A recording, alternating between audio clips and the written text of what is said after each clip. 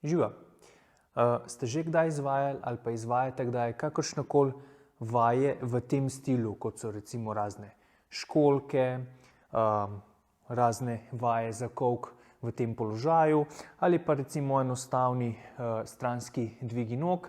Skratka vaje, kjer ciljate predvsem mišice na boku oziroma glutealne mišice, določen del glutealnih oziroma ritnih mišic.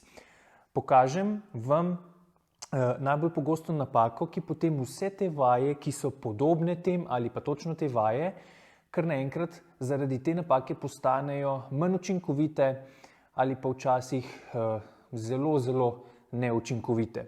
In tista glavna napaka je to, da trup ne podpira stabilne oziroma medenice v nevtralnem položaju. Trup se podre, ni vzravnan in potem jaz lahko izvajam školjko na ta način ali recimo iztegujem nogo in velikokrat se zgodi, da potem rabim narediti veliko, ogromno ponovitev, 10, 15, 20, da sploh začenjam kaj čutiti tukaj, kjer dejansko želim karkoli začutiti.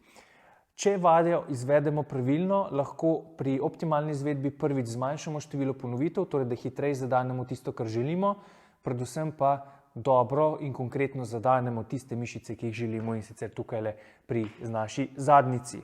Kar je pomembno, če recimo zdaj pokažem na primeru školjke, je to, da ne ležim takole kot mrtva klada, ampak da jaz zaangažiram trup. Vsi načeloma imamo boke in ramenski obroč širši od našega pasu. Ne glede na to, koliko nas je skupaj. V vsakem primeru želim malenkost bolj aktivno ležati, torej s to ramo, s katero ležim na tleh, majčkeno bolj aktivno potisnem v samo blazino, dol v tla in potem že avtomatsko se mi trup malenkost bolj poravna.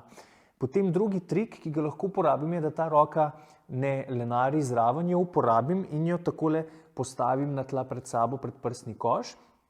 Lahko z dlanjo, lahko skozi prste, kakorkoli že. Definitivno ne gre roka predaleč in tudi ni čisto blizu. Nekje takole približno 15-20 cm oddaljena stran in potem jaz težišče svojega telesa nagnem tako, da se na to roko konkretno oprem. In v bistvu s to roko kar konkretno potisnem dol v tla, s tem bom dodatno brez razmišljanja angažiral in aktiviral mišice trupa do določene mere in tako bom zagotovil še boljši položaj trupa in potem, ko jaz izvajam vajo recimo školjka ali pa recimo stranski dvig noge, potem ne prihaja do istočasnega zvijanja v trupu in vaja ne izgleda tako, temveč izgleda potem na konec koncev tako, kot vidimo recimo pri tej vaji, noge enostavno ne morem dvigniti višje, ker toliko je pač kot, kolikor mi kolk dejansko omogoča. Vse, kar je višje, je potem na račun mišic trupa.